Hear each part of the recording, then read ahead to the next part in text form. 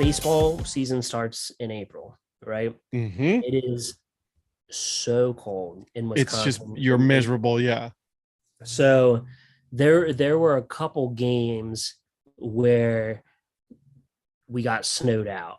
I remember one game, and we're wearing white jerseys because we're at home, and it starts snowing.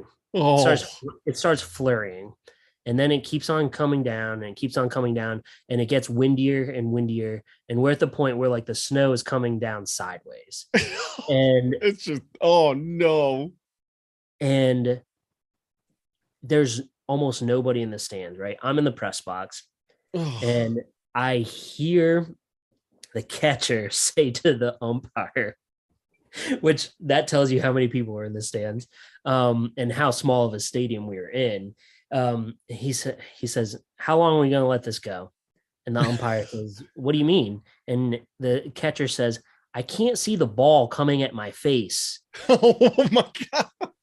And so so keeps on coming down. We were down, I believe. We were down like I think we were down by 2 runs or something like that.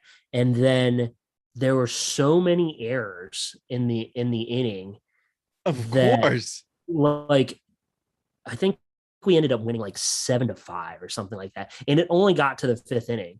You're, So at that point, I was like, all right, fine, fine, fine. Let's go. Let's get out of here. yeah, so basically they were just trying to make it an official game. Um So they and didn't have to do like a double hitter or anything like yeah, that. exactly. So yeah, and so we ended up coming back to win because they committed like 4 errors in that half inning. Um, so and then all of the Latin guys, and there was a Hawaiian guy on the team that year too. They all went out there and did snow angels in the outfield. Well, that's awesome. I would have done the same thing, to be honest with you.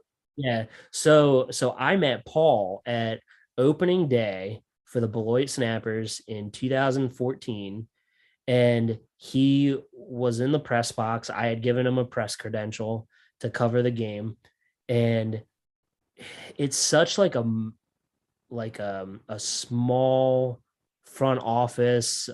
Everybody's doing the work of like 4 people, Yeah. and we were like switching around laptops, and like we were trying to make like a laptop for the ticketing system work for the music and stuff like that. And it got to be the seventh inning, and I realized that "Take Me Out to the Ball Game" was not programmed onto this computer. Like the music file was not on there, It was on a different and computer. it was on a different computer. And I was like, "Oh my gosh, what am I going to do?" And so I radioed the on-field host, and I said, "Hey, it's not in here. What do you want me to do?" And he said, "I think you're going to have to sing it." And No, and I said, "No shot. Like that's not happening I am tone deaf when it comes to singing." to music or anything like that. Yeah. So Paul's sitting 2 feet behind me, and he goes, "I'll do it if you want me to." And I said, "Really?" Now, mind you, I had only known him for like those 2 hours, like, Right.